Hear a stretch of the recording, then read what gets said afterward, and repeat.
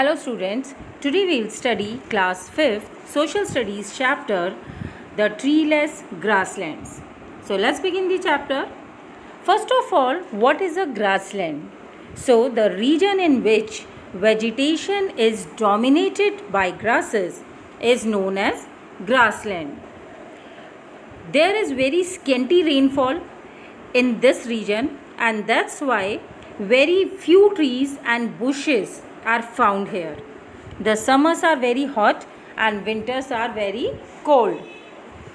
Forests are also cannot grow here because of the less rain.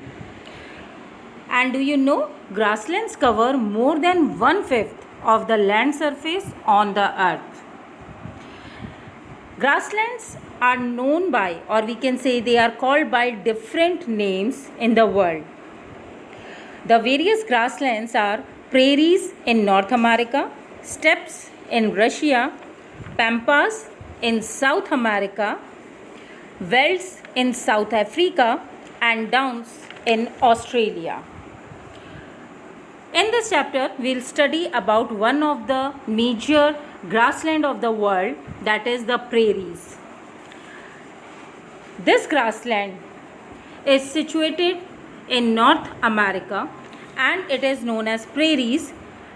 This word is derived from the French word prairie, which means a large open area of grasslands. Its location and length. The prairies in North America extend from Canada to Mexico. It is located in the northern hemisphere. The two big rivers, Mississippi and Missouri, pass through this region. Let's learn about the climate and agriculture of this region. Here, the climate is extreme. The winters are too much cold and the summers are very hot. Rainfall is moderate and occurs mostly in the summers.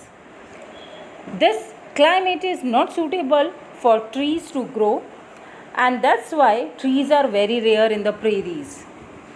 But grasses grow quickly and very tall grasses we can find here. In the spring season, sometime hot winds called Chinook blow, and these are very helpful for the grasses in prairies region as they melt the snow and make grazing possible here. Because of the two important rivers, Mississippi and Missouri, the region is perfect for irrigation, and that's why this is also called the wheat basket of the world. And that's why United States of America is the largest producer of wheat in the world. Now let's learn about the vegetation. This area was at once time covered with the tall grasses, and it was the grazing ground for bisons. But once the European arrived on these lands, they settled down and used prairies as grazing land for their own cattle. Later they cleared the land for agriculture, and now this region has become the biggest farming region of the world. Wildlife. We can find several small animals here, including dogs and silks. These are the community animals and very helpful in plant growth. The other insects and animals those are found here are hawk, owls, eagles, lubber grasshopper, tiger beetle, and tumblebug. Bisons are the native animals of this land. Life of farmer here. Farmers live in the small homesteads with their family and co-workers. Those are known as cowboys. They use the modern scientific technologies for every work, and that's why agriculture become very easy here.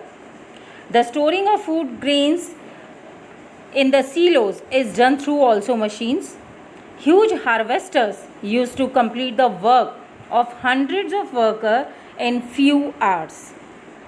Another important thing is the occupation of people in the prairies.